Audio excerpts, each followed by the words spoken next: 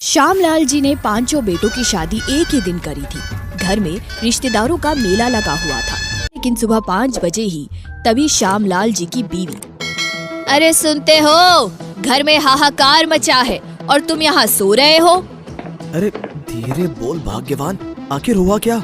पांचों बहुओं को एक साथ ही बाथरूम जाना है और घर में एक ही बाथरूम है। जरा आंगन का नजारा अपनी आँखों से देखो। आंगन में बाथरूम के आगे तीनों बहुएं छोटे छोटे कपड़ों में तो गांव वाली देसी बहुएं घूंघट गाड़े लाइन लगाकर खड़ी थी। My God, I can't wait माँ जी। अरे बहू धीरे बोल, तू जीन्स पहन के ही नीचे आ गई। घर रिश्तेदारों से भरा है, सब्र कर। माँ जी मैंने तो शॉर्ट्स पहन लिए हैं। आई हेट कि मेरे कपड़ों में कोई भी चीज टच हो जाए वॉशरूम की। उफ, यू आर राइट, मैंने भी शॉर्ट स्कर्ट पहना है। सौम्या, मुझे भी लॉन्ग ड्रेस में वॉशरूम जाना पसंद नहीं। हे भगवान, कलयुग, आप तीनों की ही तो टांगे दिख रही है, अभी तू मुंह दिखाई भी ना हुई। भैया मैंने तो अपनी साड़ी ना उतारी। अरे अम्मा जी, आखिर गुसल खाने में है कौन? मैं तो लोटा लेकर बाहर ही बैठ जाती हूँ। छी छी, डिस्कस्टिंग, ये गांव के लोग। अरे मेरा मुंह ना खुलवाना दीदी, गांव की तो हूँ, पर ये नेकर पहन के तो सास के आगे नहीं घूमती। अरे तो इसमें बुरा क्या है?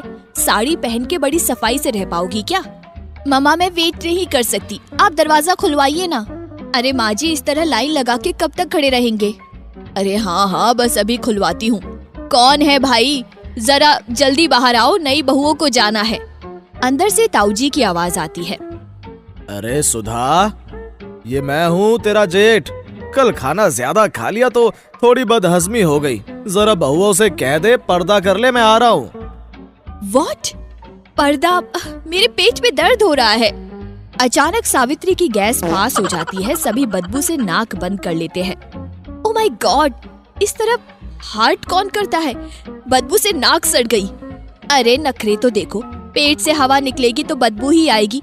तेरे पेट से गुलाब का इत्र निकलता है क्या? तभी ताऊजी धोती बांधते हुए बाथरूम से बाहर निकलते हैं और नई बहुओं को शॉर्ट स्कर्ट फ्रॉक में देखकर खुद ही अपनी धोती से अपना मुंह छुपाकर वहां से चले जाते हैं। हे भगवान, ये कैसा पाप कराया। अरे ये श्यामलाल ऐसी बहुएं घर में ले आया, अब तो खैर इसी में है कि अपना ही मुंह छुपा लो। शीना बाथरूम में घुसती है। डिस्गस्टिंग गॉड, ताऊजी ठीक से पानी डाल के भी नहीं गए। इट्स स्टिंकिंग, कितनी गंदी बदबू है। दीदी जल्दी आ जाओ, हम रोक ना पाएंगे ज्यादा देर। ओके जाओ जाओ, मेरा हो गया।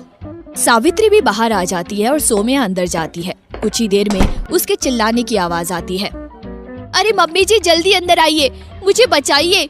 इंडियन स्टाइल सीट पर बैलेंस नहीं बन पाया, मैं गिर गई हूँ। हे भगवान, ये किन कर्मों का फल है? 6 बजने वाले हैं, अभी सारे रिश्तेदार जाग जाएंगे। अंदर जाके वो सौम्या की उठने में मदद करती है और नीला उसका हाथ पकड़कर किसी तरह इंडियन सीट पर बैठती है।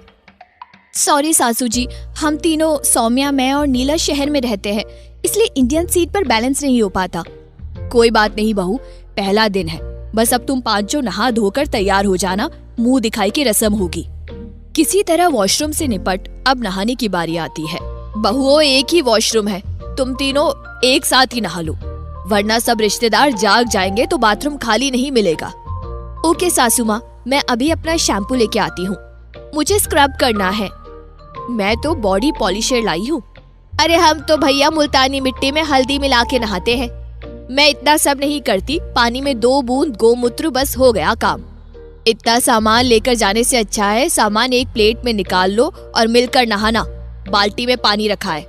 सब बहुएं अपना अपना सामान लेके बाथरूम में घुस जाती है। मैथिली बाल्टी में गोमूत्र मिलाने चलती है।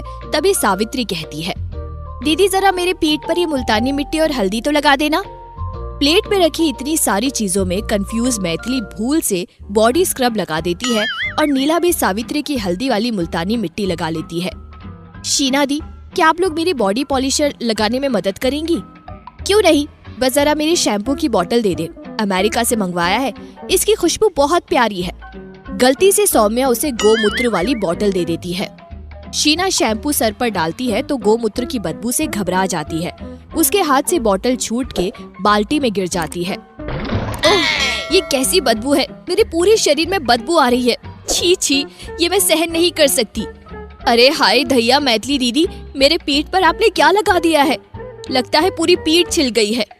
ओह गॉड, ये क्या है येलो येलो, मेरी पूरी बॉडी पर लग गया। ये क्या है? It's looking like potty. Neela और सौम्या उल्टी करने लगती है। लगता है सब सामान एक दूसरे के सामान से बदल गया। चलो अब पानी से ही नहा लेते हैं। गोमूत्र गिर जाने के कारण पानी बिल्कुल गोबर जैसा महक रहा था। अरे ये गोमूत्र से इतनी झाग निकल रही है, ये तो सर से जा ही नहीं रही। मुझे तो ना आ रही बदबू, खुशबू आवे है उल्टा।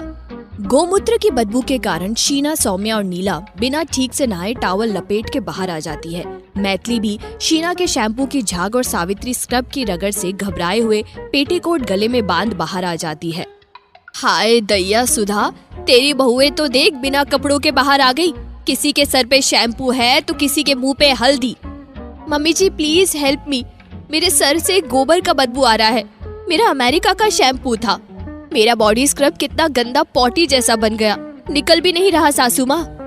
अरे अम्मा जी, हमरे सर पैर तो ये झाग का पहाड़ बन गया है, जितना धोए उतना बढ़ता जाए है। ऊपर से गोबर की बदबू। मम्मी हमारी मदद करिए। अरे लक्ष्मी, जरा अपनी भाभीयों की मदद कर। बुआ जी आप सबको वही रोक लो, इज्जत का सवाल है। अरे कसम से बुढ़ापे में यही देखना रह गया था बहू। अरे भैया आंखें बंद करो, आगे ना जाना, क्या क्या देखना बाकी है। लक्ष्मी कुएं से पानी निकाल उनको आंगन में नहाने में मदद करती है। वे सब नहाकर वही कपड़े बदलने लगती है और उनके लगाए परफ्यूम से घर महकने लगता है। हे भगवान, इज्जत बचाना, चलो ये मुसीबत तो टली। अरे सुधा, 5 दिशाओं से 5 बहुएं लाई है, अभी न टली है तेरी मुसीबत। ये देख, आधा घर खुशबू से महक रहा है और आधा गोबर की बदबू से बास मारने लगा है। अरे जीजी, मेरा दिमाग काम नहीं कर रहा, मुंह दिखाई हो जाए। तभी शीला, नीला और सौम्या हाई हील और शॉर्ट स्कर्ट में और सावित्री और मैथिली भी साड़ी में आ जाती है। मम्मी जी हम सब तैयार हो गए, आप टेंशन मत लीजिए, सबको बुला लीजिए।